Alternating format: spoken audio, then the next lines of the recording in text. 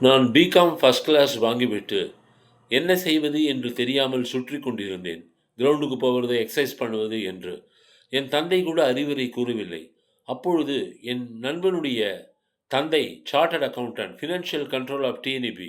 அவர் வேனில் வந்து வீட்டில் இறங்கி ஒரு நாள் போகும்போது என் நண்பனிடம், "உன் தந்தை போல என்னால் வாழ முடியாதா?" என்று கேட்டேன். அதற்கு அவன், "நீ வங்கி எக்ஸாம் எல்லாம் எழுதுறதே இல்ல. ஏன்னா பிகாம் பிஎஸ்சி 3 கிளாஸ் எல்லாம் பேங்க்ல சேர்ந்துட்டாங்க கிளார்க்கா. நீ பிகாம் ஃபர்ஸ்ட் கிளாஸ் உனக்கு எலிஜிபிலிட்டி இருக்கு. உனக்கு நிச்சயம் கிடைக்கும். உனக்கு இன்ட்ரெஸ்ட் இல்லையோன்னு நான் சொல்லல இவ்வளோ நாளா. நீ கேட்டதுனால சொல்றேன்" என்றான்.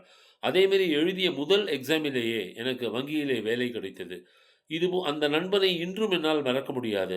அவனை எப்பொழுது நான் அவனோடு பேசினாலும், அவன் செய்த அந்த மாபெரும் உதவியை நான் என்றுமே மறக்க மாட்டேன். அதை அவனிடம் கூறிக்கொண்டே இருப்பேன். நல்ல நண்பர்கள் தெய்வங்கள் போல உதவுவார்கள். ஆகவே நல்ல நண்பர்களை தேர்ந்தெடுங்கள். உங்கள் வாழ்க்கை செழிப்பாக அமையும்.